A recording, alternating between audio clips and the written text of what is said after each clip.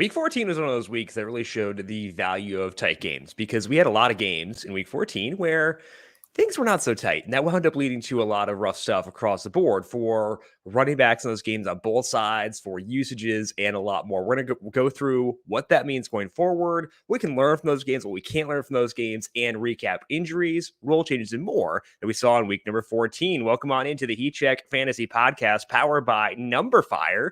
That's right here on the FanDuel Podcast Network and numberFire.com. My name is Jim Sonis. I am a senior writer and analyst for numberFire.com, joined here as always by Brandon Gadula. He is the managing editor of numberFire.com. Brandon, my voice sounds terrible, so I'm going to let you talk. How you doing today? Yeah, well, my plan was to throw it back to you because you were out in Arizona for FanDuel Fan Fest, the WFFC. I was going to ask you about your experience, but maybe it's just best that... I just feel bad punishing the good listeners with my hideous voice right now.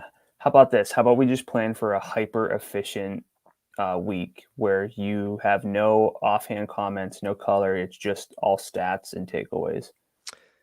I don't like the idea of not interrupting you, so I'm going to go ahead and reject that proposal if that's okay with you. But it's fun. It was a good weekend. We had Saturday was FanDuel Fan Fest in Scottsdale. They had Zachary Levi was there. It was pretty cool. Got to meet Chuck. Kurt Warner was there. They're promoting the new movie that they did about Kurt Warner's career. Edgerrin James, Anquan Bolden, Mikal Bridges. Got to talk to him. Frank Kaminsky, as a guy from the Midwest, you know. My brother-in-law went to Wisconsin, so I was pretty excited about that. It was a fun experience, and that was all fun. I was excited on Sunday, though, because Wayne Chrebet qualified for the WFFC. I don't think he was there, but like he qualified for it. I was like, oh, man. Like, I grew up a Jets fan. I might get to meet Wayne Chrebet. Like, this is awesome. Didn't meet him, but like, I was pretty excited to potentially meet him anyway. So like, Sunday was wake up, watch Formula One race. I got to bet Formula One for the first time in my entire life. It was awesome. That was good. Then I heard it had a wild ending. Yeah, it was pretty crazy. I'd bet Max Verstappen to beat Lewis Hamilton, but like, I like Lewis Hamilton more. But then like, you watch like the national anthems after, and like Max Verstappen's sobbing, his dad is sobbing, his like the Red Bull Racing guy is sobbing. I'm like, okay, this is kind of fun. All right, I can live with this now. So that was fun. Got to watch that, and then filled out lineups. Went to the WFFC. Did that for a long time. Had a lot of fun. I mean, like there was an amazing sweat. Like at one point with like, I don't know, like a quarter left, there were like, we thought there were like 3 people who could win. And then all of a sudden those 3 people like all dropped down, and like 7 new people popped up because the San Francisco Cincinnati game went to overtime and the Bucks Bills game went to overtime. And it just totally changed everything. Like there were a bunch of people who could have won it. Ataros wound up winning $500,000 to first place. And it was really fun to be there, watch that atmosphere, watch the people like celebrate and stuff like that. There were a bunch of like dudes in the corner, like chanting, like, let's go Renfro. Like every time Hunter Renfro make a catch, like, and then they eventually transitioned to let's go Lanny. Like you could tell who they had basically based on like what they were chanting. But it was awesome. A lot of fun. And then we did Korean barbecue after, and I like had never had Korean barbecue before. And like, it sneaks up on you how much you just ate. I didn't really realize.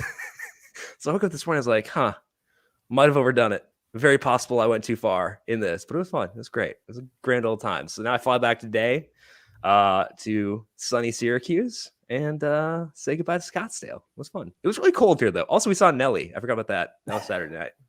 That happened too. Yeah, I mean, I sat in my house and watched Red Zone, so I don't really have much of a story. I watched Red Zone. Be proud of me. But the problem is, so I watched Red Zone, but I kept my primary focus on like the individual games because I do still like watching that more. It's too scatterbrained to watch Red Zone. So like I liked having the individual TVs up too, so I could like go back and forth.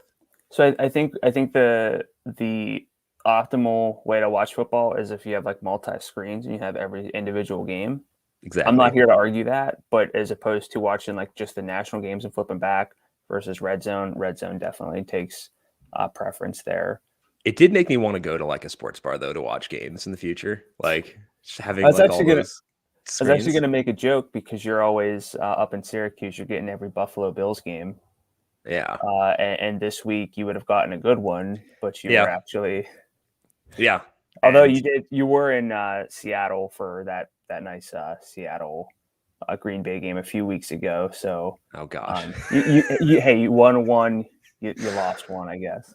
I mean, can that really be a loss when I had Russell Wilson and Tyler Lockett and DK Metcalf in that game? Definitely not. Could not be. We're going to go through those close games and those non-close games and what that means for DFS in just a second. But first, sports fans, FanDuel is offering an exclusive promotion for new sportsbook users. Join FanDuel Sportsbook today and make your first bet. If you lose, they'll give you a refund of $1,000 in site credit within 72 hours. Your first bet after depositing will qualify. If you have multiple selections on one bet slip, be the first selection you made. Head over to the FanDuel Sportsbook today and place your first bet. Must be 21 plus and present in Arizona, Colorado, Connecticut, Iowa, Illinois, Michigan, New Jersey, Pennsylvania, Tennessee, Virginia, or West Virginia. Max bonus $1,000 in site credits. Restrictions apply. See terms at sportsbook.fanduel.com. A gambling problem? Call 1-800-GAMBLER. Visit fanduel.com/RG. In Connecticut, call 888-789-7777 or visit ccpg.org/chat. In Indiana, 109-WITH-IT. For confidential help in Michigan, 1-800-270-7117. In Tennessee, call the red line at 1-800-889-9789. In West Virginia, 1-800-GAMBLER.net. In Arizona, 1-800-NEXT-STEP or text NEXT STEP to 53342. Week 14 headlines. I think the key thing here, even above the Lamar injury, is close games, because we had a couple close games to close out the slate between the Bills and Bucks, and then also the Bengals and the 49ers. But early on, it was a lot of blowouts that led to alterations in the usages of Patrick Mahomes, Tyreek Hill, Clyde Edwards-Helaire, Josh Jacobs, Ezekiel Elliott, Antonio Gibson. All these guys saw their workload shift due to blowouts. And this is something we talk about a lot, the value of close games. And I think Sunday might have been the best example of that we've gotten in a very long time. Yeah, I think that's absolutely correct. In looking at the optimal lineup this week, I know we had overtime games, but we had Josh Allen at quarterback. We had Jamar Chase, George Kittle in that game. The Seattle game actually was close for a while. Tyler Lockett made it, unsurprisingly, after his big day. And Rashad Penny as well. Yeah. But yeah, that definitely speaks to, looking at this.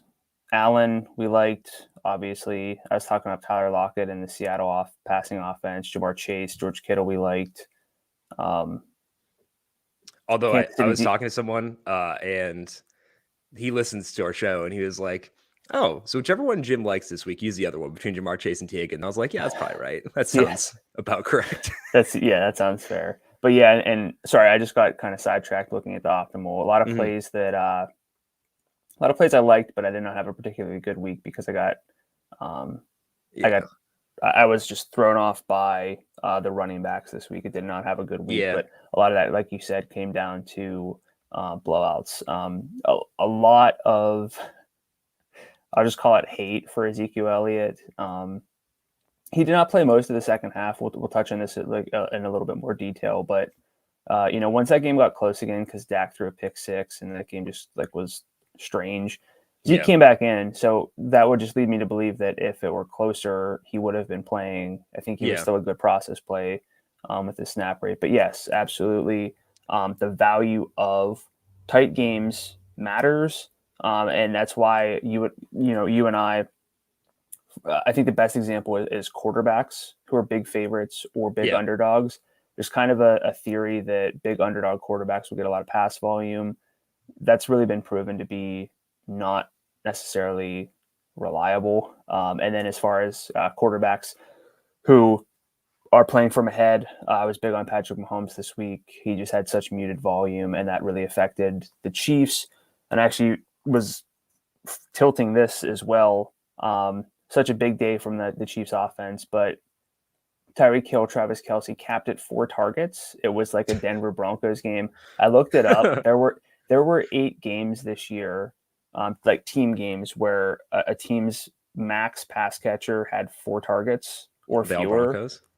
The Broncos did it twice. The Patriots did it twice, once in the win game.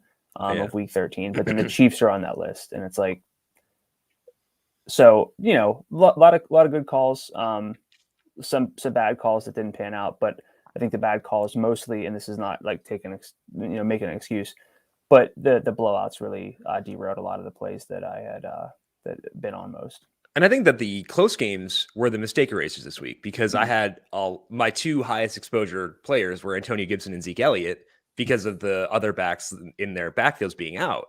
And I still had a fine week because Josh Allen, Tom Brady, those guys were able to come through with such big games. So I think that we talk about mistake erasers, guys who can make up for dumb stuff or just variance that you have elsewhere in your lineup. And to the most part, those tend to come from closer games just because it's back and forth. You can get overtime. Like you mentioned the caveat of overtime, but overtime's within the range of outcomes for a close game. Mm-hmm. So I think that's kind of the key to me is re-emphasizing that okay, what we're doing here is not totally stupid. We want competitive games. We want these things to be going deep. We want the ability to have overtime, stuff like that. And obviously, if a team blows a team out, it's not always gonna be like the Chiefs. That they just happen to be everything broke in their direction. But even the Cowboys game, because Zeke was kind of banged up, he just didn't come back in, until the very end of that game. And I think that again is something that can happen. So just reemphasizing that's why we talk about game stacks at the beginning of the podcast on Thursdays, is because we want to get those close games. We build around game stacks. We want to identify those because there is big upside in doing that. Anything you want to add there before we move on to injuries? No, I don't want to harp on it, but that's a big part of our process for a reason. All right, so let's talk here about Lamar Jackson going down with an ankle injury at the start of the second quarter.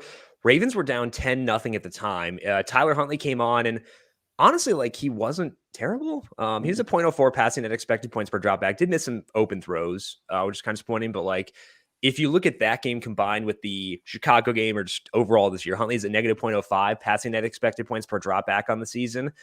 Again, league average around 0.11 or 0.10 probably by this point, given what happened in week number 14. Week 14 specifically, 9 targets to Mark Andrews from Tyler Huntley, 7 to Marquise Brown and Rashad Bateman. Bateman, Brown, and Sammy Watkins had 2 downfield targets from Huntley. Andrews had 1. So obviously it's a downgrade to go from Lamar Jackson to Tyler Huntley. And we're expecting, or at least I would expect, Lamar to miss some time here with this injury. So how does this impact your view of the pass catchers? Also, I want to put Devontae Freeman there too, because I used him at times on Sunday, and I think he's at least worth discussing here too. Yeah, so Freeman, just because we threw him in there, 67% snap rate after we talked up his 68% snap rate. Last week, the 68% was a running back high for the Ravens. So basically matching that, it's still a really good role for him. And as far as this offense overall with Huntley, I was trying to pull up their pace in these 2 combined games, but they were pretty fast in week 14. I know that they were trailing, but they were fast in week 11 as well. That was one of the surprises that I remember from week 11 was that they really ran up tempo, even with Tyler Huntley. And if you give me a quarterback who, yes, not a great showing back in week 11, but a much more promising week, this week in relief, partially could be due to the fact that he came in relief and the Browns weren't really game planning for him. But if he's going to feature Mark Andrews, Marquise Brown, Rashad Bateman, and this team is going to feature Devontae Freeman, that's very, very helpful. Mark Andrews had a really big game. Marquise Brown always has that potential. Tyler Huntley could have hit him for a big touchdown as well. Yeah. Just overthrew him. It wasn't like fingertips, but it was an overthrow, but it wasn't egregious. And then Rashad Bateman is going to have an increased role and get some downfield work. It was his first 100-yard game of the season. I'm not going to write these guys off if they're entering a good game. And they might have one next week with the Packers. So that could be kind of interesting. It's also worth noting, we talked about Bateman last week with the role change. He reverted back to his previous role. He ran around on 33 of 46 dropbacks. So back to being a starter again. I don't know what happened last week. It was really weird, but he played well. And I think that the door to keep Rashad Bateman out of the Ravens offense has been shut. Or he kicked the door open. I don't know, whatever. Anyway, he's going to keep playing a lot because he's good. Like I was watching that game and I was like, just so mad that like, because I haven't used him in DFS recently, but like I was like in season long, whatever. I benched him in a season long league as well. Why couldn't this happen earlier, man? Like, come on, let's open the floodgates earlier. But I think that's worth noting. I think that like Huntley's competent, and a competent quarterback with concentrated usages can be enough. So I think because like Huntley was amazing in college, and like he's been the backup for the Ravens for a reason. So I don't know. I mean, I don't want like Teddy Bridgewater to catch strays or anything here, but like I'm not saying that I expect more from Tyler Huntley than from Teddy Bridgewater efficiency wise, but I can't use Denver because of the way that they operate, and the way that they share the ball. So like this is at least better than that, and I think I think that we'll probably wind up talking about that Baltimore game, although the total is pretty low, on Thursday in a little bit more detail.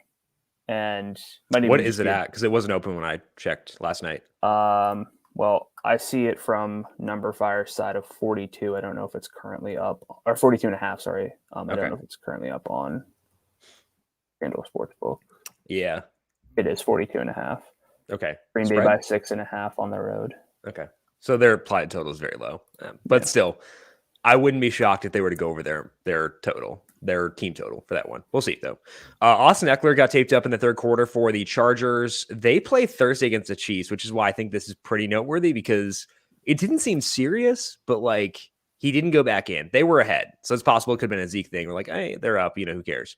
But after Eckler left, the Chargers ran 22 plays. Joshua Kelly had 13 snaps. Justin Jackson played the other 9. Kelly had 7 carries. 2 of those were in the red zone. Jackson had 5 carries. 3 of those were in the red zone. So I think there's a decent chance that Eckler can't go on Thursday. If he can't go, how would you view this backfield in that one? I think I lean Kelly just because he played more snaps. I would assume that Jackson would have a better receiving role overall, but the fact that Kelly played more snaps, I mean, again, it was a small sample size overall, but I think it's very likely a 50-50 split. I'm kind of glad it's not on the main slate, so I don't have to try to assume. Of course, Eckler could be back because it's your Thursday show, though. You're going to get to talk about it in depth there. No, people will just ask me about Sunday. Starts it, yeah. But no, I mean, I really think that it'll be it's a spot where if this were on the main slate and let's say Eckler's out, I don't think I would know enough to want to chase it. So that's kind of adding context into how I'm viewing the backfield.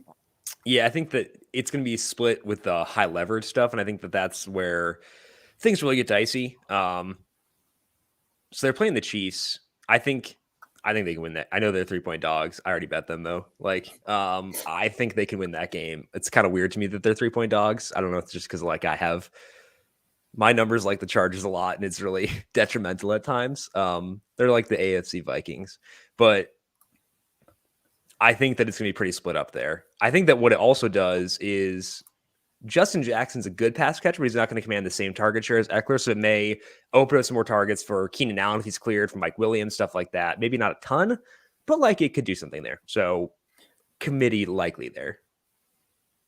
And sorry, I know I'm making a lot of faces, but I pulled up totals and spreads for next week, and we were talking about blowouts to start the week or to start this recap show. We might have to talk about it again on Thursday because I see 6 of the 11 main slate games.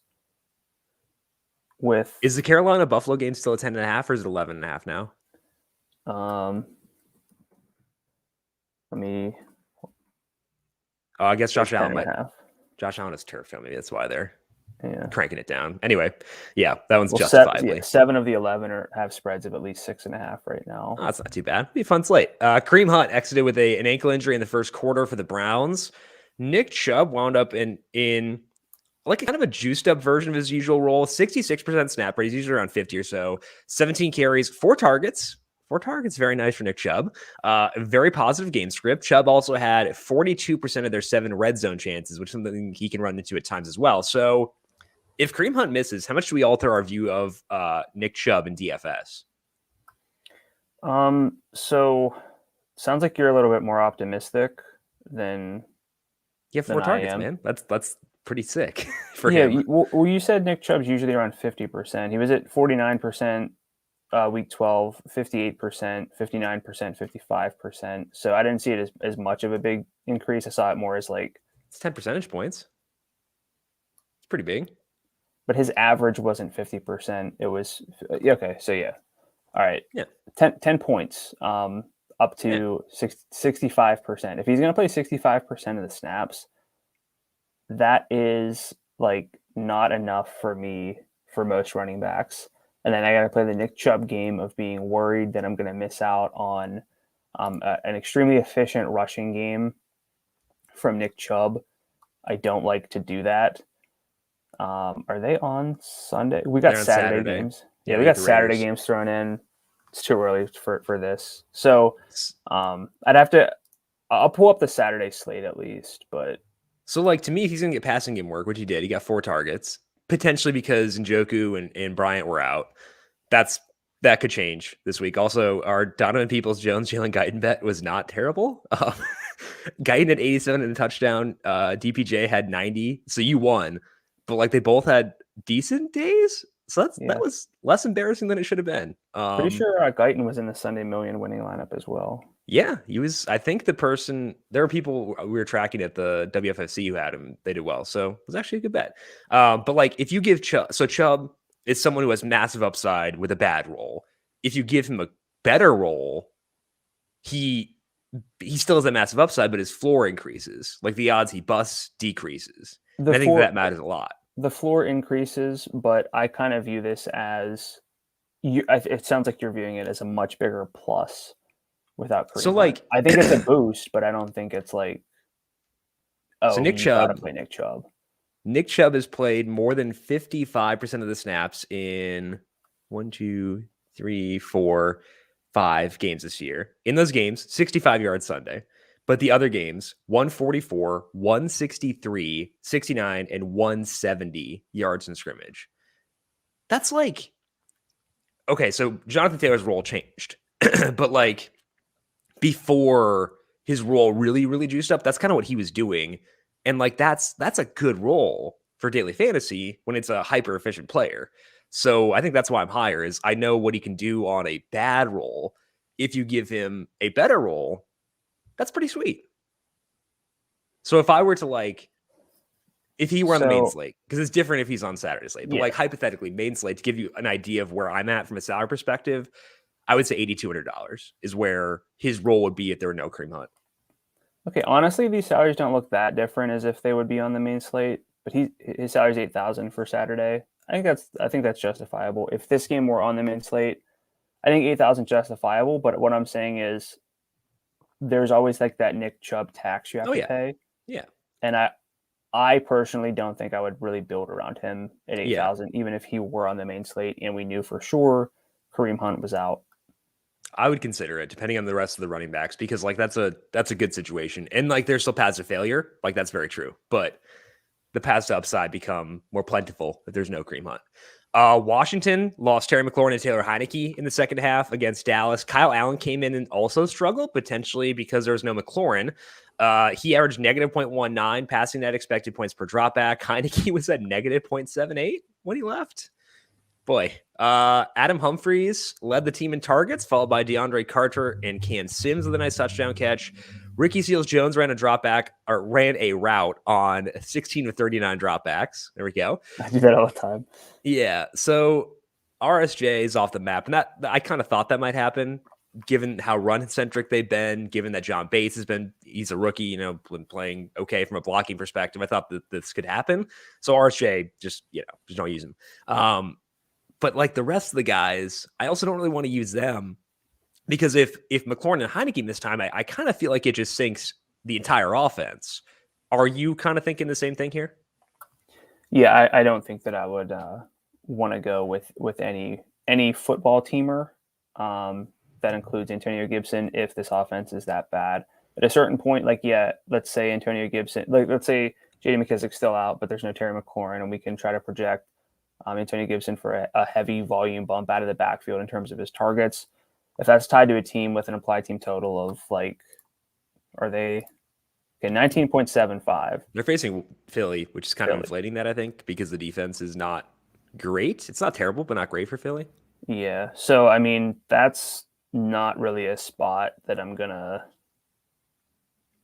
target. I guess the only maybe positive is you say Philly doesn't try to run on Washington, who's a little bit better against, well, much better against the run because they're not good against the pass. Right, but right. I don't see that happening. So, this is one of those spots. It's almost like the Jets this week.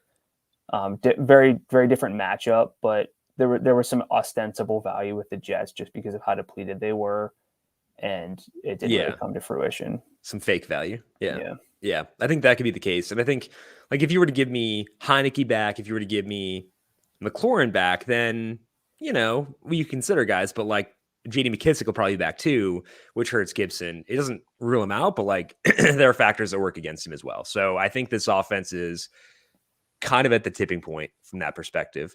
Let's talk about the Bills. Oh, quickly, give me a salary on Antonio Gibson. Let's say McLaurin, Heineke, and McKissick all play, and it's a good, in theory, matchup against the Eagles. Where are you with him? 7,000-ish? Yeah. He's 6,900. I think that's about right. Yeah, I'd agree with that. Is that where you'd have been too?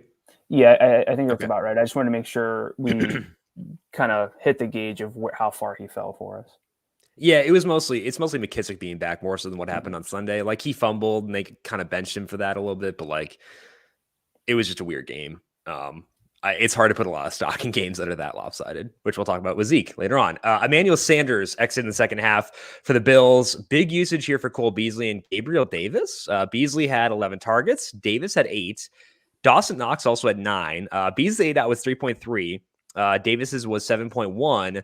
Davis had 3 red zone targets for the second straight game. So he was playing a lot early on. And did my eyes deceive me, or was he playing a lot early on? Gabe Davis. That I don't know. I think he was playing a lot early. I thought I saw him out there quite a bit because we had talked on Thursday about how that was why I wasn't on Manny, was because I thought there was a chance that Gabe Davis took over as being like a every down type receiver. Kind of think it happened. So when looking at this Bills team, Diggs is the clear one, Knox the number 2.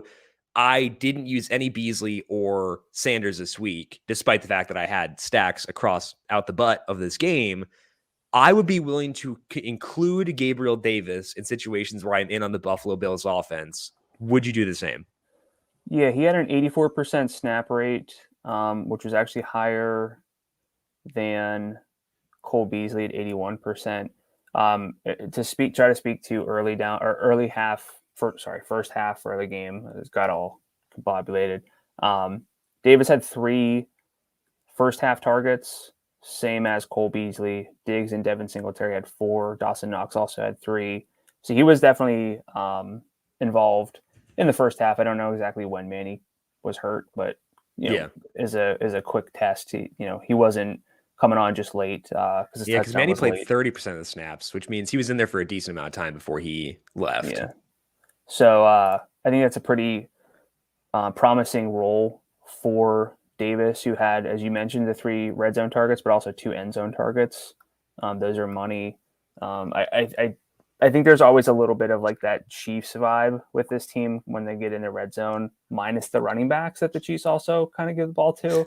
But with Manny out, ostensibly, presumably is the more appropriate word there. But I think that's good for Davis and good enough where I would definitely consider him. How low would this, like, what we're talking about from the salary perspective? So I think he's like a 53-ish type player, if I had to guess. But at 53, I'd be willing to use. Yeah, I was going to say 55 within 49. This offense. So that's appealing. It's not the greatest matchup against the Panthers. They're 10.5 point favorites at home. So we talk about the value close games, and now I'm going to talk myself into a lot of Gabriel Davis. But I think that, like I said, we got 5 out of 11 games have a spread of at least 8 points, and 7 of the 11 on the main slate are at least 6.5. That's the good thing is they can't run, so it doesn't matter. High efficiency situation, which is good for lower salaried receivers. So high at home. Although I I'll guess take his it. ADOT wasn't high this week, but 7.7 is better than Beasley, at least. Better than Beasley is not a bar I want to set for ADOT no. comparisons anymore. One thing I want to note without digging into is that Aaron Rodgers said after Sunday Night Football that his toe suffered a setback during the game.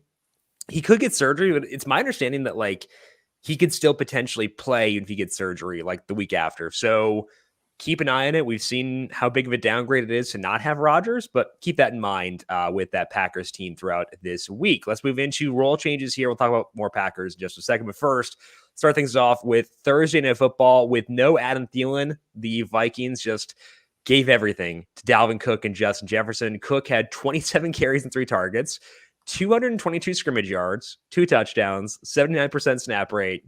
What shoulder? What shoulder? Justin Jefferson had 15 targets. That's a 48% target share.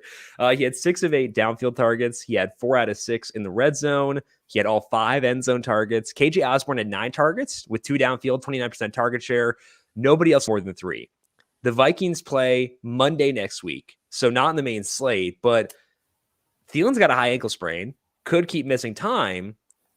I mean, like, how high is too high on these Vikings guys right now?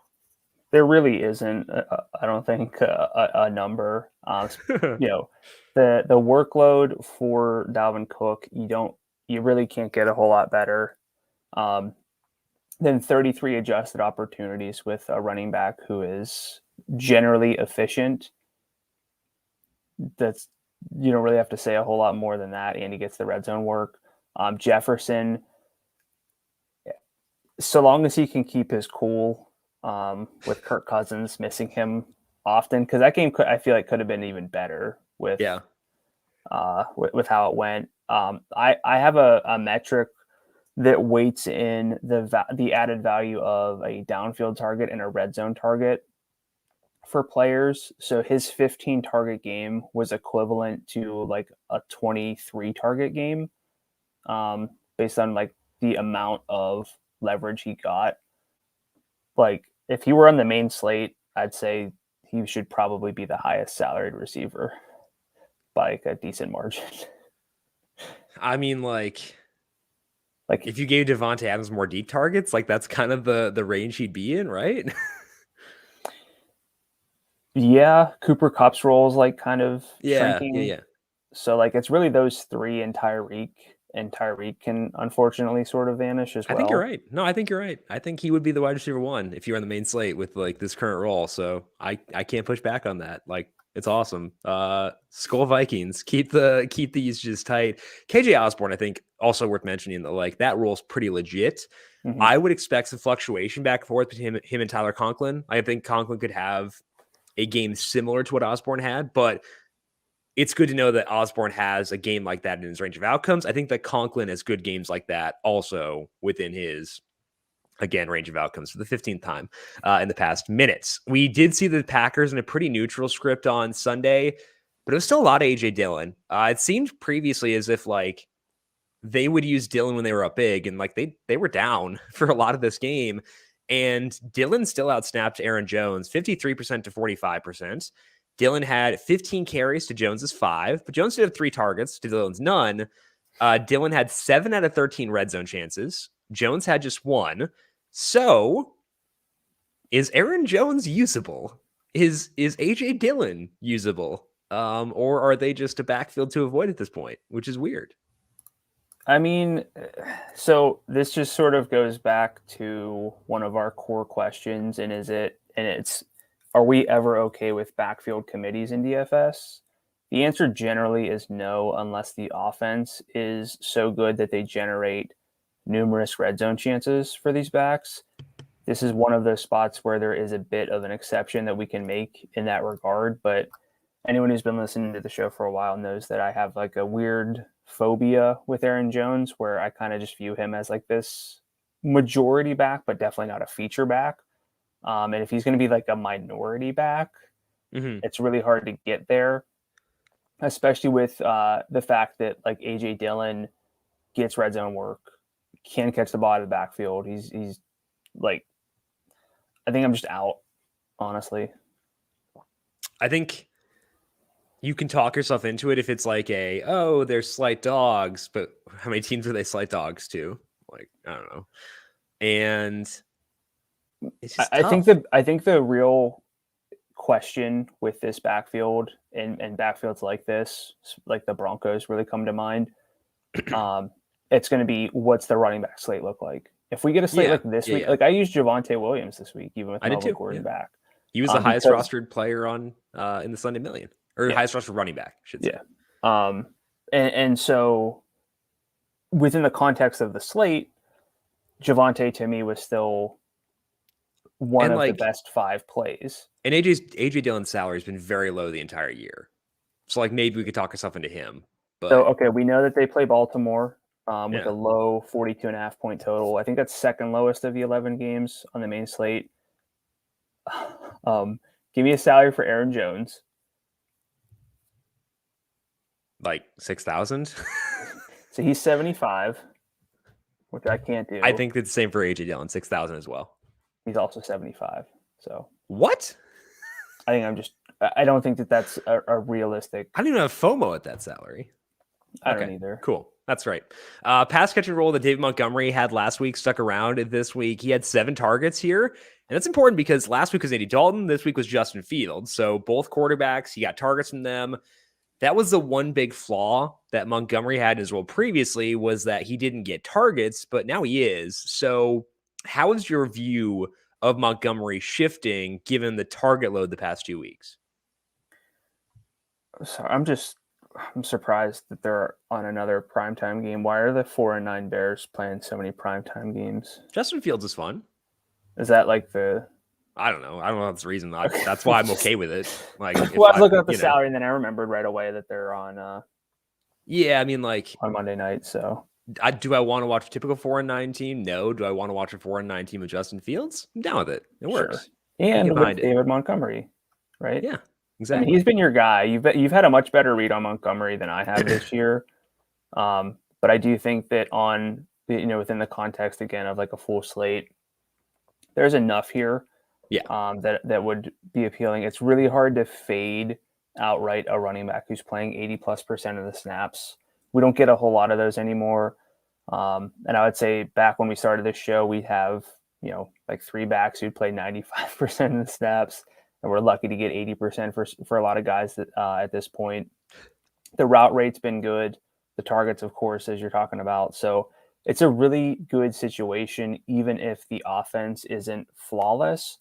But you also have been pointing out, you've been kind of beating the drum for Justin Fields, showing a lot of improvement. So you can't really use his full season numbers.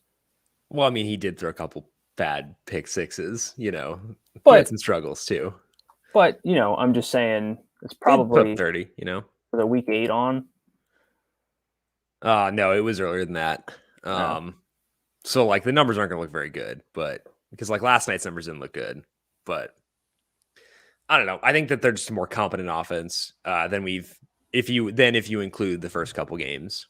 Like the first game he came in relief. Second game was with Matt Nagy calling plays. I think you could do from week 4 on, honestly. And like, look at that. Okay. I don't want to make you do it right now, but I think that like the overall thing is Fields can have good games, and that's worth noting. It's not like he is. It's not like I'm not going to... Zach Wilson's in a very bad situation. I am not throwing shade at Zach Wilson. I do not think we should give up on Zach Wilson, but it's not a Zach Wilson situation where the range of outcomes is small in a bad way. Yeah. Well, for the sake of argument, I will not mention any numbers on Justin Fields since week 4. Let's go to Deebo Samuel then instead. Deebo came back, played 77% of the snaps for the 49ers, and just 1 target. George Kittle had 15. Brandon Ayuk had 11. Samuel did line up in the backfield a few times. He had 9 backfield snaps, 8 carries, 44 snaps to receiver, but just the 1 target. Jeff Wilson played a 59% snap rate. Usage was bad because he lost carries to Deebo, and kind of what we could have expected. He also had he had no red zone chances. So Kittle and Ayuk featured. Deebo getting work in the backfield, but not getting the same passing game volume he had before. How do we view this? Because this is a very weird and unique situation. For me, also, sorry, I deleted some stuff out of the notes that I had written. So I made it a little more convoluted for Jim to have to read. But you did a phenomenal job. I just wanted to commend you. I'll say firstly, Deebo Samuel has now had under 25 receiving yards in 3 straight games. Despite that, he's had 12.4, 20.3, and 15.9 FanDuel points. I don't know what I'm supposed to do with this information. So, like, I don't think we should look at the receiving yardage. I don't think that matters. I think we should look at total yardage.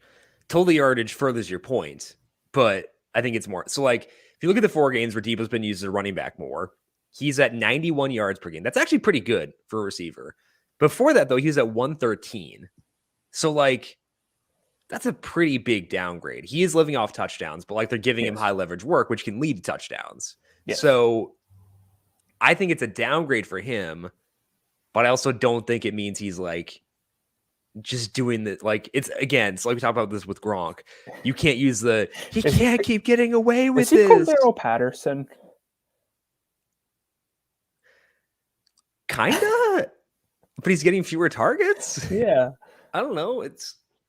So like I said, I mean the words I specifically said were, of the effect of I don't know what to do with it. Like I do not know how to handle a wide receiver whose salary is like close to 8,000 generally. Yeah. Who is treated as like a part-time running back.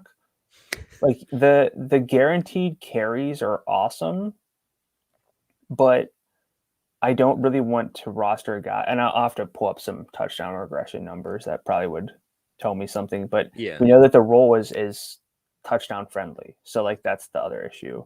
Yeah, well, and like again, Deebo. It's not just touchdowns. 91 yards per game is still a good amount.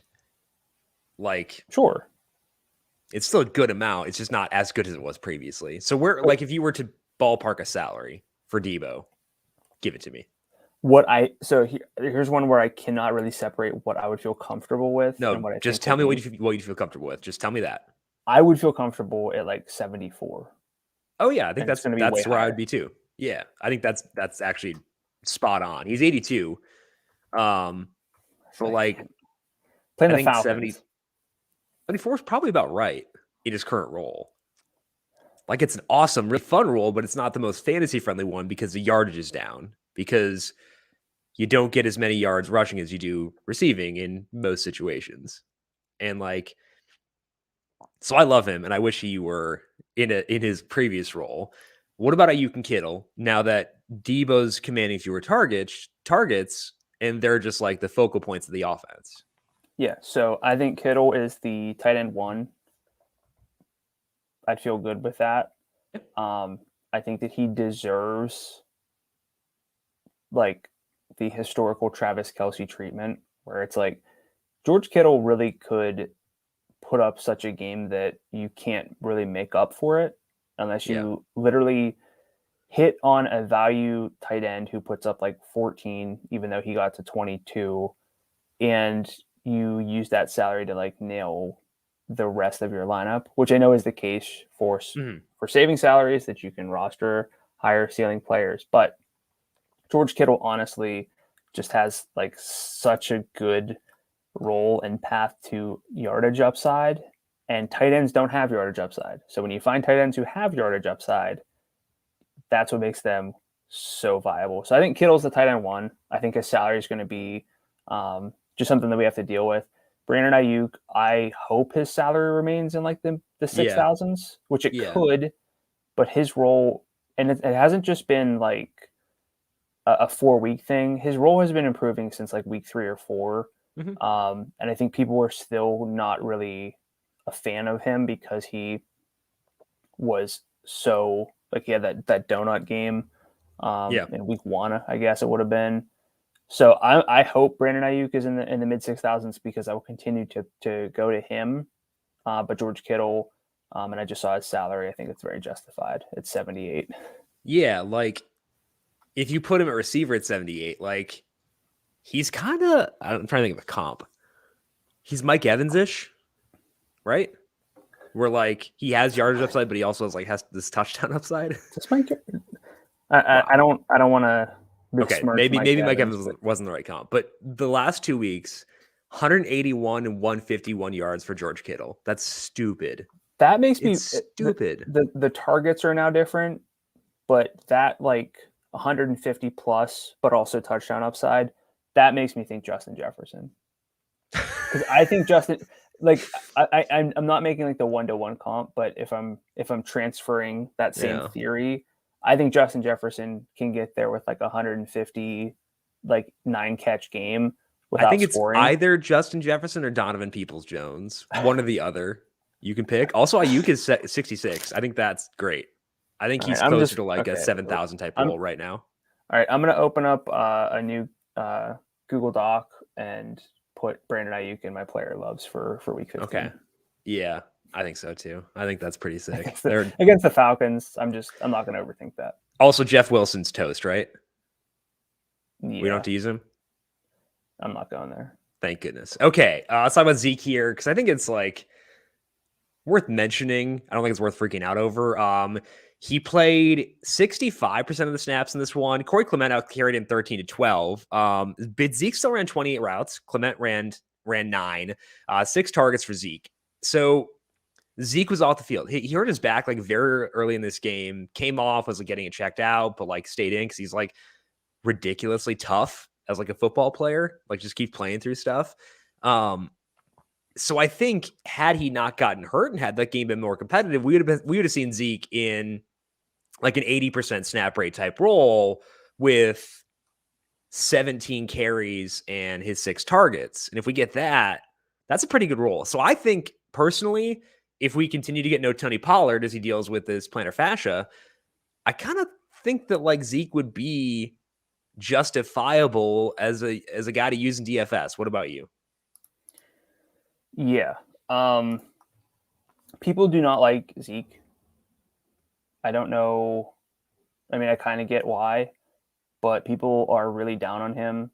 He's still playing heavy snaps and had been even whenever Tony Pollard was at his peak. In terms of the spell situation. And I'm with you where like, I don't know. The passing game work could have been really good. He had 6 targets. Yeah. I don't know what else we should like. What else do we want here? Like the fact that he got dinged up and it was a blowout. That's not specific to Zeke, really. No. I mean, it might be because he's not 100%. Right. But nothing in his overall snap rates have shown us that like he's playing 45% of the snaps because he's hurt. Yeah. He had a 58% rushing success rate, according to numberFire's numbers. 0.09 rushing net expected points per carry. He was efficient on the ground. He was the receiving back within this offense. I don't know what else we can ask for aside from big results because this game was closer. So they get the Giants next week. Let's pretend that there is no Pollard again. Name that salary for Zeke. So this one's really interesting, and I can't really quite answer this without knowing he was 6,900 this week and didn't have a big game. So I don't think I'm going to have to say a number as high as I need to, but I'll play it the way that Jim plays it and say what I would pay to roster him. Mm-hmm. I think about 75, and I think that's what I thought too. I think he won't be over 7,000. He's 67. I think that 75 is spot on. That's exactly what I would have said. And if there's no Pollard, I'm going right back. So let's keep it tight here, Mike Lennon. Their implied team total is 27.5. That is second highest on the main slate. Yeah. They are big favorites, which could lead to a similar game script to what we had this week. But depends if we get fourth quarter Mike Lennon or first quarter Mike Lennon, because there's a slight difference yesterday between those two guys. Although, which Dak Prescott will we get? Come on, man. I love. How Dak, dare you? I'm changing the subject. Melvin Gordon came back, and seems like the role didn't really change between him and Javonte Williams. Gordon and Williams had an even snap rate at 49% apiece, so right down the middle. Gordon now carried Williams 24 to 15. Williams had both the running back targets. They both scored twice. They both paid off. It was awesome. The one sliver of hope here is that Williams did run 15 routes on 26 dropbacks compared to Gordon's 6 routes. So we typically avoid splits like this. I will say, like, I don't regret using Javonte Williams, obviously, because it worked out. But I think, like, even if you would, like, I think that, like, even knowing that the workload, I don't feel like I got away with, like, robbery by using him here. I think it was still fine to use him despite this usage. We knew this was in the range of outcomes. Mike needed to stop saying that phrase. Anyway, we knew this could happen. We thought that there was a possibility it could be better. And like, if that possibility occurs, he's going to be like disgusting. And he was disgusting even in the same role. So how are you viewing this backfield knowing that Melvin Gordon is still a factor here? So I can't really talk about this backfield without talking about the Packers, because we just talked about similar workload splits and snap rates. But I think the key difference, despite the fact that, yes, Green Bay's offense is much more efficient and they should be seeing much heavier implied team totals, Green Bay is much more of a pass-heavy team. Over the past 5 weeks, I have them 4th in non-garbage time pass rate. Denver is 24th. We know that Denver wants to run the ball, get these guys involved. I think that they would walk off the field doing a New England Patriots and throwing it one time. And just being happy with that, or where they throw 3, I don't know. But whereas we're not going to get that with the Packers. The touchdowns for Green Bay could go to the receivers, as we saw last night. Denver, I think, is fine, just pounding it in with the running backs and not throwing the ball. I don't even know if Courtland Sutton had a target, to be honest. I think he had 2. Because I was tracking that, but yeah, like they don't want to throw the ball. They don't want to feature anyone. So it is a different situation. And I don't think that these guys will have high salaries. But if they do, if they are getting like the Packers treatment of $7,500 a piece, right, I'll be out. But if they're in like the upper sixes again, which would mean that they had big games and their salaries didn't move, I think I'd probably be interested, because running back right now is really ugly. Yeah. They're facing the Bengals at home, 1.5-point favorites. And the Bengals are not an elite team, but they're not the Lions. I think that that's a key difference here, is that it's not like a team that has like 50% of the roster on the COVID list. Let's hope. I think that matters a lot, but I think I think the key takeaway is when they're in spots like that, there's enough there where we can use them. And when they're in a situation like this, where it's not like a decent opponent, we don't need to run away. We can at least look at them. I think that's what I would say about it. Yeah. I mean, that's not to say none of what I said was really meant to imply that like I'm locking in these guys. Right. No matter what. It's but more they're more in the consideration set than any other like 50-50 split would ever be, basically. Yeah. If you told me back on like week 3 that these guys were doing the same exact thing, I'd be like, no, because we're going to have better running backs to pick from. I'm not playing Melvin Gordon over Derrick Henry or like a healthy Christian McCaffrey. We don't have those guys. It's a very different situation. Yeah. So I think against the Bengals, Javonte 7,000, I would like to not get there, just because. But like, if the running back slate isn't good, I'm receptive to it. You know, like I think that's the way I'd say it. Receptive to it if I need to. I didn't look. I didn't look. I just wanted fun. What? 7,000. So yeah, FanDuel just made the Packers guys 75 and the Broncos guys 7,000, which I think is fine. But I think Jonathan Taylor's like 10-2. Is Naheem Hines also 10-2? Yeah, because it's the same exact situation with. It is. What do you mean? It is. Rashad Penny came to life on Sunday. This is awesome. I know you were a Rashad Penny guy back in the day, so vindication for old Brandon. 58% snap rate for Rashad Penny, 16 carries and 1 target, turned it into 138 yards. Passing game role was still muted. He did run a route on 11 of 28 dropbacks. It's not like he did nothing in the passing game, but there was, he looked good. He is the first Seahawks running back to have a pulse this entire year. But he got by on 2 big runs, and they're a bad running team over a larger sample. So name that salary on Rashad Penny in week number 15. This is going to be one where I'm not as high as I should be, despite the fact, as you pointed out, I was a big Rashad Penny fan. Still a 58% snap rate. I don't want to overreact to that. This offense is trending up because Russ is playing better. He's getting healthier. They're not going to play the Texans every week, though. So 58% snap rate, which could always, come back down if he fumbles. This team can do that. I'm not going to get out over my skis on salary. So I don't think I could see myself rostering Rashad Penny if his salary is over like 62. I thought 65, and he's 61. I think that like big comp guy. Love comps. Love a good comp. Comp is what? You're a comptroller. I think that's what that means. I always get weirded out when it's on the ballot. It confuses me. Anyway, I think he's Damian Harris. If Damian Harris were behind a less good offensive line, like old Damian Harris, not current Damian Harris, where it's like you get a third of the snaps, you get a third of the snaps, you get a third of the snaps, like earlier on this year.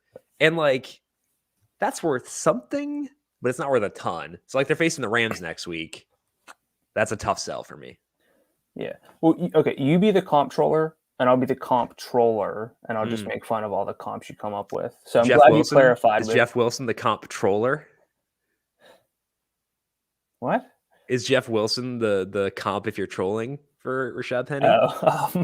No. Yeah, no. No. I mean, Penny showed some life. Yeah, it was good. And happy for him. I think the distinction here is that Pete Carroll said that he was going to be a quote unquote big part of He's such a liar. I hate it. Like, no, okay, you're right. Jeff Wilson became a big part of the offense because Eli Mitchell was out.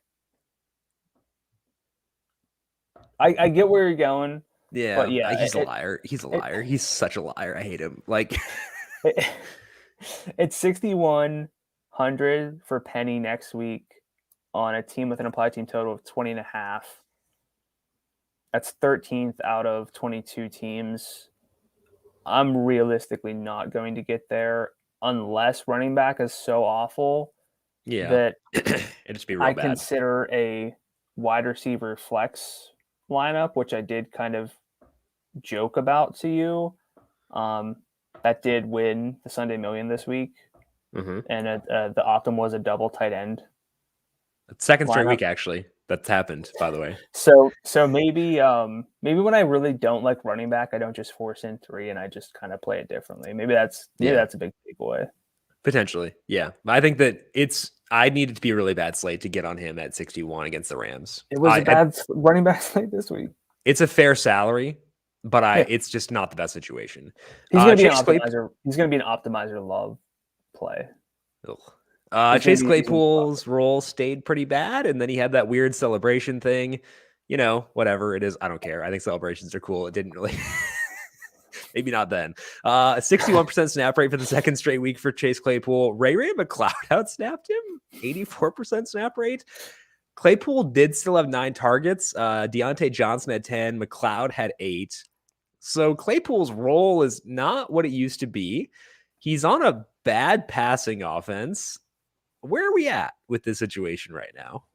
Yeah, the reason I even made this note is because we're usually so strapped at receiver in the mid-range that like I'm looking and clawing for any scrap of value I can find. Yeah. Claypool as a player, as a talent, has the potential to have a big game. We know that he also has multi-touchdown upside. Did he score 4 one game last year? Yeah, because it was the joke was Chase Traypool. Because he had 3, but then he scored another one and it ruined everything. Chase Quadpool, I don't know. Has he scored since then?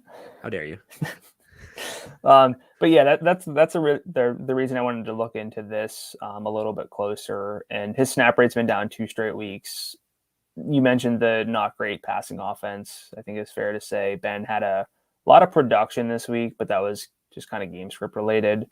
This whole offense is down because of the passing efficiency. So I think that Claypool is another cross off in the mid-range, despite my best efforts to try to find reasons to want to play high upside plays.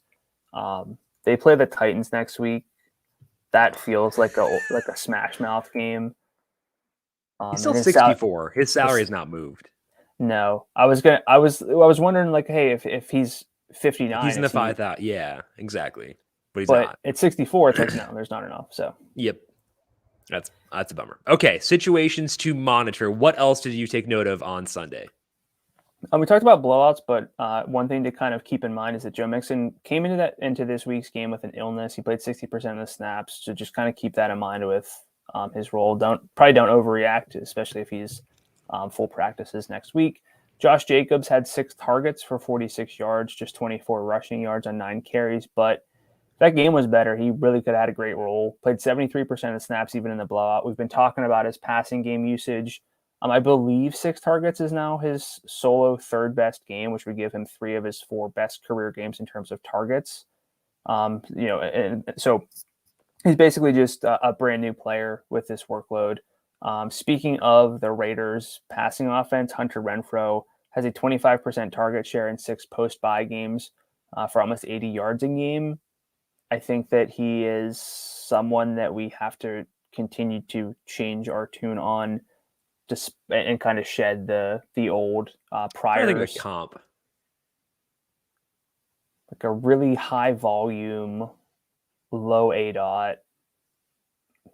Yeah, I can't think of any like good comps for that. Yeah. But like low ADOT, but still able to convert that into yardage because he's pretty good after the catch. Yeah. Like a prime, don't say prime.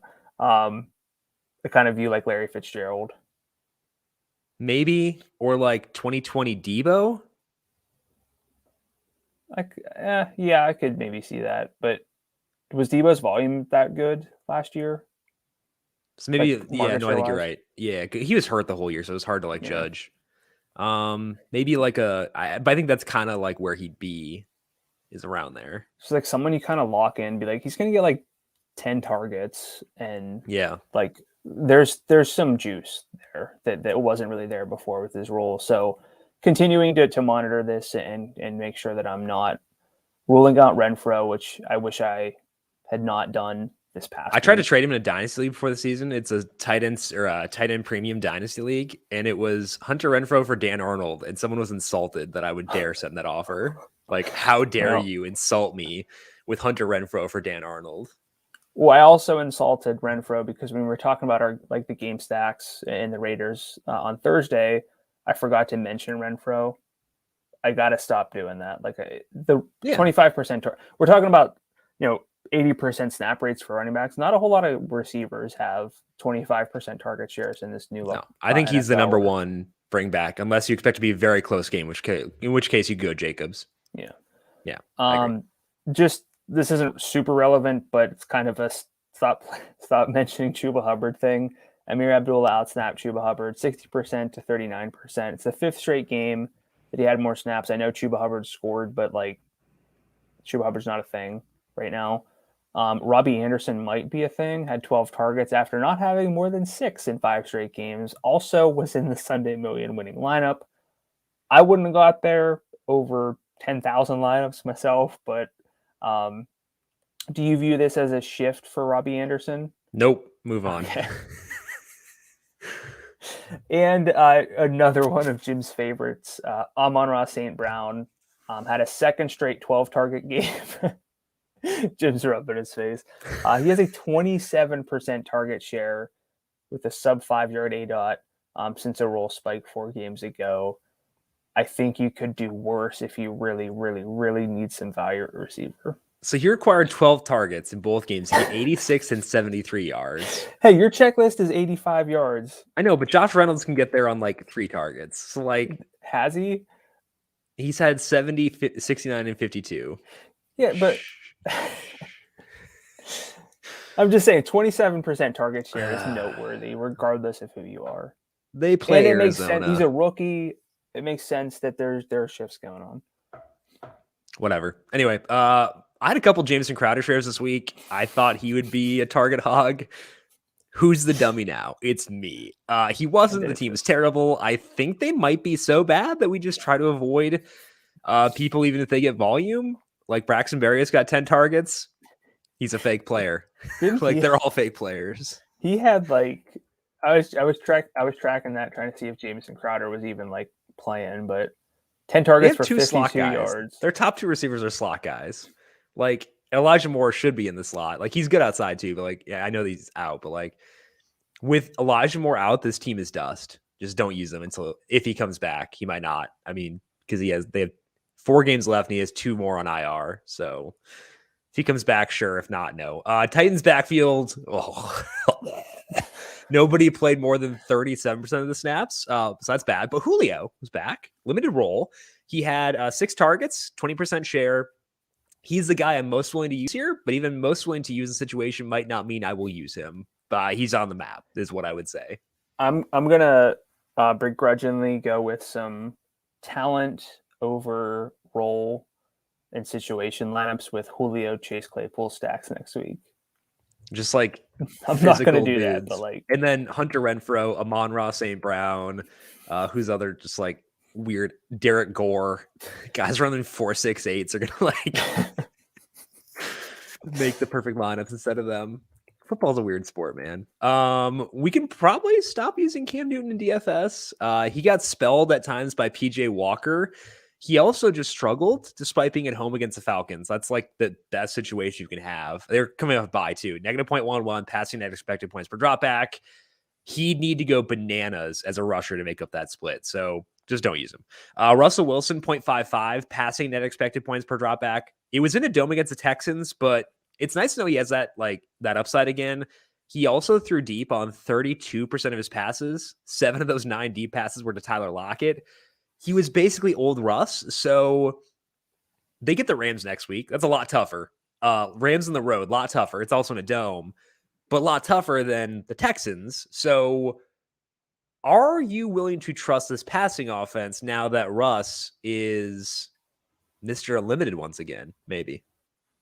Well, so I want to kind of take a win here because I talked about Russ in a trend. I couldn't quite get there myself because I preferred other quarterbacks. Despite the efficiency being good, what do you have, like 260 and 2 touchdowns? I always have an issue with Russ because it feels like his best games are 250 and 4 touchdowns. Yeah. Not really like a 400-yard passer.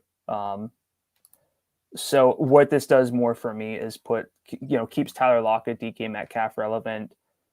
Gerald Everett begrudgingly bailed himself out with a touchdown. Did he bail himself out though? He didn't get 10 points even, despite scoring a touchdown. Yeah, but at 4,800, again though, I mean, who were the value tight ends? Jared Cook, Moreau, Everett, and then. Good luck Jared if you Cook didn't have Mark scored, Andrews or George Kittle. Jared Cook? Oh, where are we? I'm trying to search the wrong thing. Here we go. Okay, Jared. He's on Thursday. Boo. Okay. I was trying to use the player pool to find his game log, and that was not working because he was not on either slate that I had pulled up. So it wasn't particularly good. I'll pull it. It'll only take a second here because he wasn't Josh Palmer or Jalen Guyton. 8 targets, a touchdown. Or sorry, 5 targets, 8 yards, and a touchdown. Oh, well, okay. Good. I know he's good. Yeah. Okay. Anyway, let's talk about Lockett and Metcalf because I'm not using Gerald Everett. Yeah. I also don't think I'm quite using Russ unless the salary is phenomenal. Yeah. So they're 6.5 point dogs next week against the Rams. Russell Hustle, $7,200. 72. I think in that situation, you got to tell yourself that game is going to score like 60 points. Could. My one fear is that after Rashad Penny did the thing. Oh, no, you're right. They will try to. Pete Carroll's on the sideline going, vindication. I don't know if Adrian Peterson will be back. Not that his snap rate is anything relevant, but again, we're dealing with teams or a team in this situation that wants to run the ball. And they will do it even if it is at the behest of is that the right behest of efficiency? Sure. I don't know. It sounds good to me though. But that's a concern. Yep. I still think it's interesting though. Interesting. I think we'll be talking about them Thursday, whether we're saying yes, we should use them or no. I think there'll be a discussion point. Behest ain't the right word, but I tried something. What about Devin Hester? We'll do that.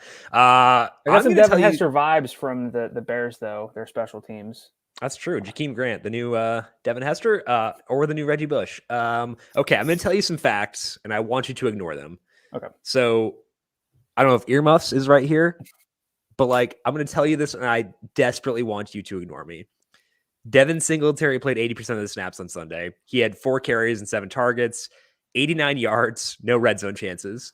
So some of the typical Singletary limitations were still there. It's worth noting that he had 80% snap rates. I am telling you, I'm aware of this. This is a note to say I'm aware of this, and I don't care because they just said, hey, we're not going to run, which is what they should do. But I'm not using Devin Singletary. You could not pay me to use Devin Singletary. I will not do so. How dare you ask me? Let's move to philosophical changes for this week. What if I told you that you get all of those variables for a salary of $5,400?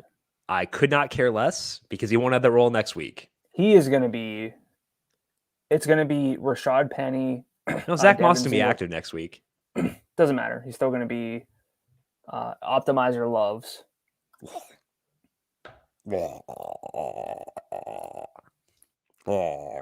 Anyway, philosophical changes.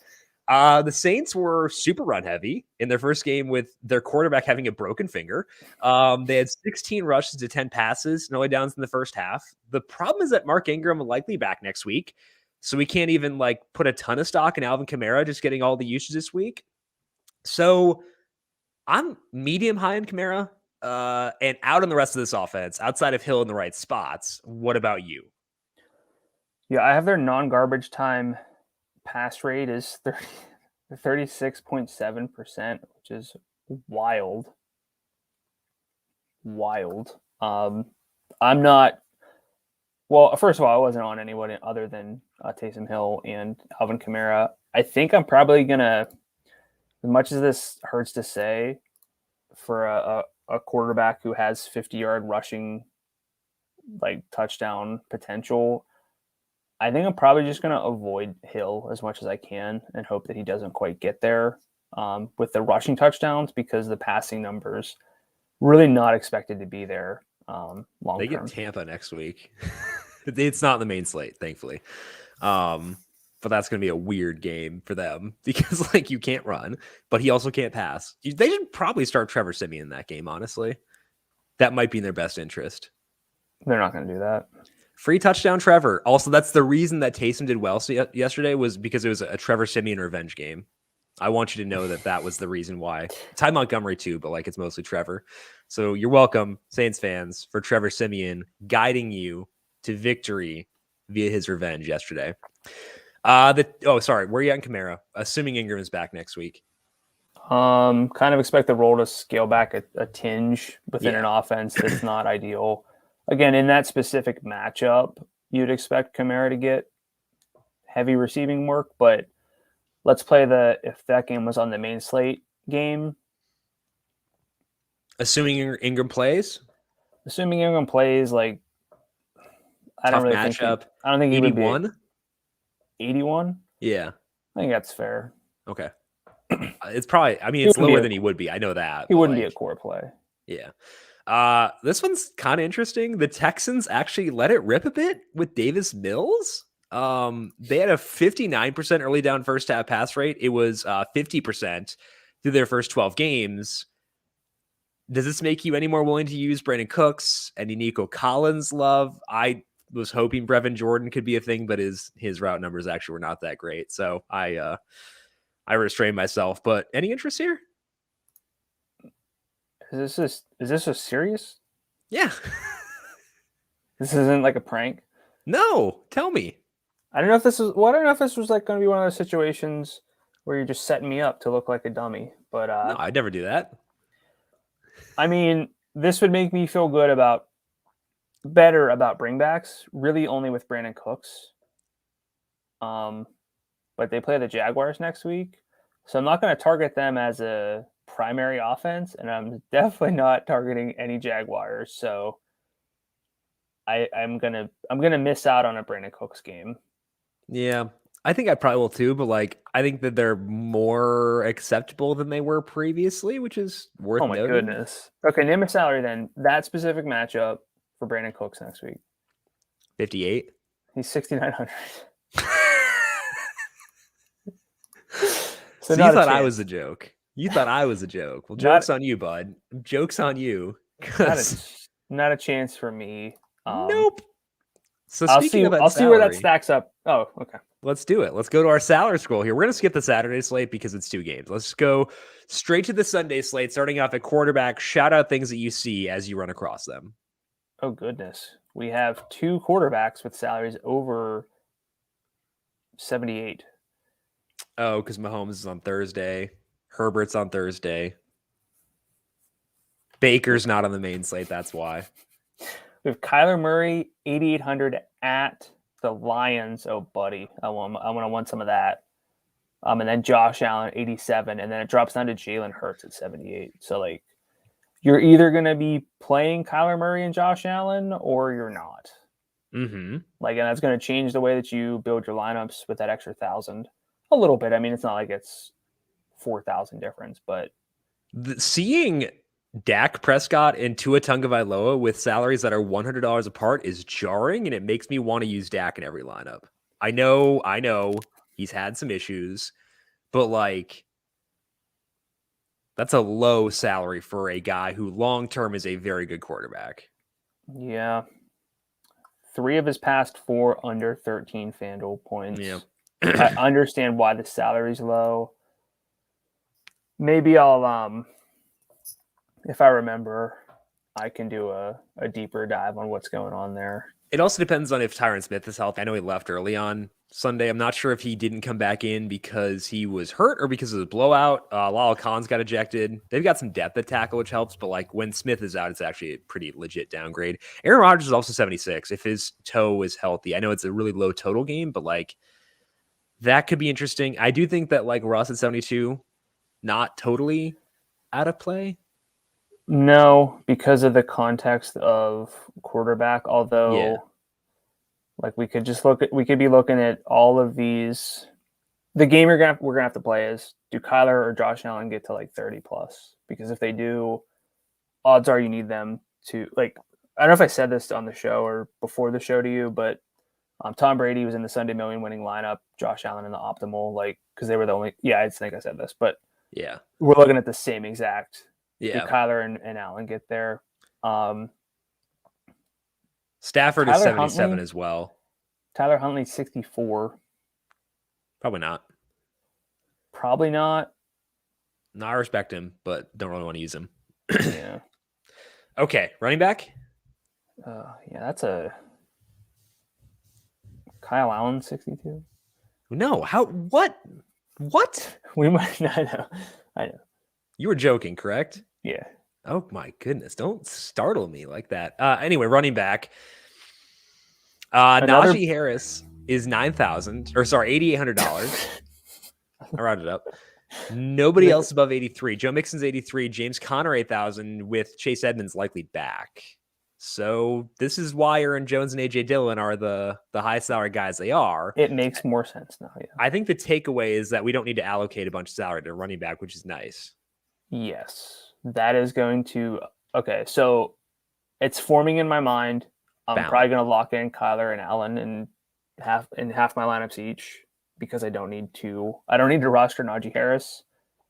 I won't feel the need to roster Joe Mixon against the Broncos on the road, and with James Conner likely having his role scaled back even against Detroit. Yeah, that's not a must. Cordero 7,000. His role has not been as good recently in terms of the passing game work, but we know that he has pretty good upside. I think that that's not terrible at home or on the road against San Francisco. I'm going to jump back up real fast. I know Eli Mitchell didn't practice this week, but Eli Mitchell at 78 against the Falcons. Yeah. Would you kind of view him as like the best of the 4 guys above 75? Might probably be higher on Mixon by a bit. Okay. But I think Mitchell's right alongside him. Okay. One thing that stood out to me, if Darrell Henderson is not off the COVID list, Sony Michelle is $6,800. I will lose my gall-dang mind over Sony Michelle if we get him in that situation. Yeah. Also, Zeke is 67. So this is not for an 11-game slate. There's not a whole lot here. I think it could be a week where we go with a non-running back in the flex for sure, based on early look. A lot of things can change, obviously. Miles Sanders had a pretty good role before their bye week. I know he got banged up at the end, but he's $6,500. That could work. Devontae Freeman, 59. Packers, yeah. He might honestly end up being one of my loves based on. I think the key takeaway assuming receiver looks decent. We know tight end. We have George Kittle. Yeah, I think it's Kittle week. Just load up. Oh darn! I have to use George Kittle. Sounds terrible. Okay, wide receiver. Wide receiver's a lot better. Okay, there's really not much. Devin Singletary absolutely is going to be an optimizer favorite. I don't care. Sorry, I can't get over how bad running back looks. Yeah, it'll be fine. It'll be fine. It'll be fine by Sunday. I think it's a good week to consider non-running backs in the flex, though. Receiver is better. I think that's good. First thing that stands out to me is that CeeDee Lamb is 74. I think I'm going to wind up on Cowboys again.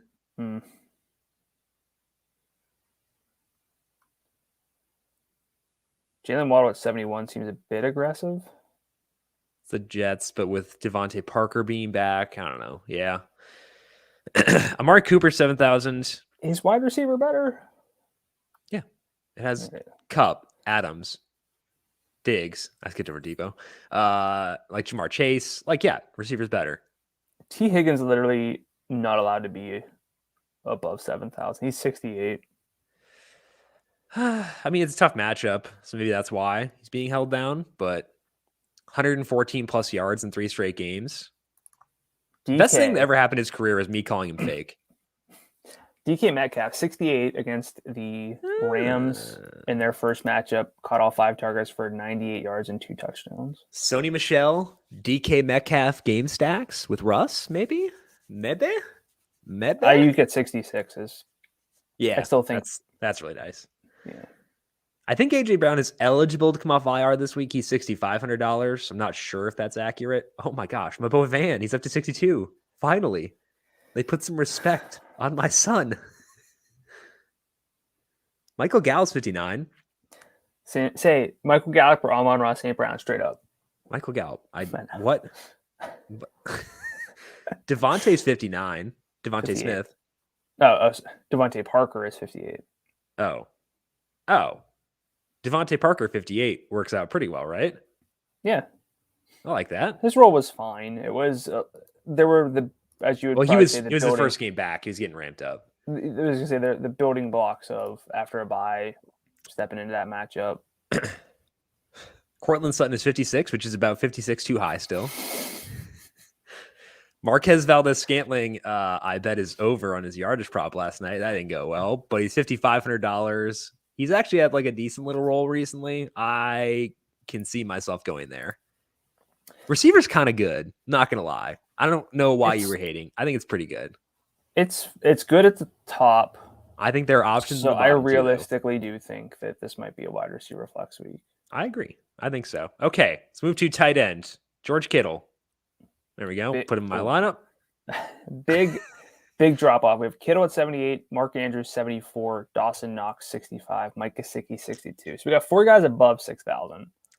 It's going to be the same thing at quarterback. It's you say, do George Kittle, Mark Andrews have big games? If they don't, you can justify saving salary. If they do, you are going to want them in your lineups. Oh, George Kittle's so good. Against the Falcons, man. Dallas Goedert is 6,000. I know he went off because Gardner Minshew was starting, but he also had he had like a heartbeat when Hurts was starting. Problem is, do you go to Goddard at 6,000 or Kittle at 78? And to me, it's a very easy question where I'm going to Kittle every time. So his salary is a little bit too high still, I think. Yeah. Zach Ertz 53, depending on what his role looks like on Monday. Because that's their first full game. Because last week was a blowout. That's their first full game with Nuke and Kyler back tonight. So depending on what his role looks like there, that could be something at least. Do you think we can use... We're going to want 49ers with Kittle and Ayuk. I guess so, although we wouldn't stack Kittle with Kyle Pitts. But do you think Kyle Pitts is just toast? No. Okay. He had 60-something yards this week. 61 on 6 targets. He's had, would I use him if you were projecting to be popular? No. But I don't think he's off the map. I think Ayuk Pitts stacks are going to be very much in play. Yeah. So whenever I don't use Kittle and I use Ayuk. Yeah, he's still getting good work. I think that's fine. I can get behind that. I don't really even want to look at the lower, super low salary tight ends, because I don't think it's a week to do that, given where running back is, given where quarterback is, stuff like that. I think you just don't. Yeah, I don't want to get suckered in. I did that last week. I really tried to find salary at tight end, which even though Monday, and the thing I love about this show is I get all my takes out while they're fresh, and I'm seeing things without seeing what other people were saying or reading anything else. Yeah. And then I was like, we're gonna want to allocate salary to tight end because we got studs, and then I didn't always do that. Okay. Gerald Everett revenge game. Nope, doesn't matter. He's irrelevant. He's a fake player. Defense. I can do this. Cincinnati's $3,400. Pretty tight game against Denver. I know Teddy doesn't make a lot of mistakes, but that's noteworthy to me. Giants against Dak. How dare you? Jacksonville against Houston. Hey, yeah, maybe if Houston is really pass heavy, then we can get some stacks there. Right. Okay. Can the Jacksonville Jaguars, take advantage of a pass-heavy Houston Texans team? Tune in on Thursday to find out this episode of the Heat Check Fantasy Podcast. It's not looking great down there. Pittsburgh is 37 against Ryan Tannehill, who loves to take sacks. Loves them sacks. Loves them. Big sack guy. Like a Sam Cassell thing. He's a big sack guy. Anyway, we're gonna let that hang, as Sam Cassell does. Denver's 4,000. I think that's also kind of in play against the Bengals. Sure. Houston's 4,000 against Jaguars. I think the defense is okay too. I actually kind of like this slate. Running back stinks, but the rest is kind of fun. I think it's gonna be a good slate. I'm optimistic. But quarterback is bad. Let me be in a good mood. No, shush. I'm playing my role. I'm playing my role. You're optimistic and energetic. I'm pessimistic and low energy. Yeah, balance out. So if you're coming from that mindset, what is your note to future me as we close up shop for today? I would say just play Kyler and Josh Allen and make sure you have enough George Kittle and Mark Andrews. Get your quarterback, get your Kittle, figure out the rest from there. I think that's the way the slate sets up next week. It'll require a lot of digging at running back, even if we are going with just 2 per lineup. It's going to require a lot of digging to decide who those correct 2 will be. We'll be doing that on Thursday. As always, we'll be live here on the FanDuel YouTube page at 10 a.m. on Thursday. Post it up on the numberFire Daily Fantasy Podcast feed after that. So find that wherever you get your podcasts. We also have NBA, NHL, UFC, all that good stuff here on the numberFire Daily Fantasy Podcast feed. So hit subscribe, go over there. And if you like what you hear, leave us a rating and review as well. Brandon, any final thoughts before we close up shop for today? Don't overreact to these blowouts. Mm-hmm. And at this point, we're starting to see roles change, players coming back from injury, players leaving from injury. Just consider really thinking things through and not looking at full season numbers, because by now, I would say the minority of teams is that applicable to. Only person, if I look at the most relevant sample for running backs, like maybe Austin Eckler is the full season's relevant for him. Yeah.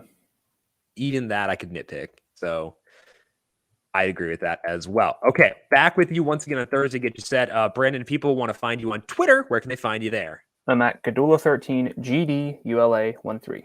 And I'm at Jim Sannes, JIMSANNES. You can also follow the FanDuel Podcast Network at FanDuel Podcast. Big thank you to everyone for tuning in for today.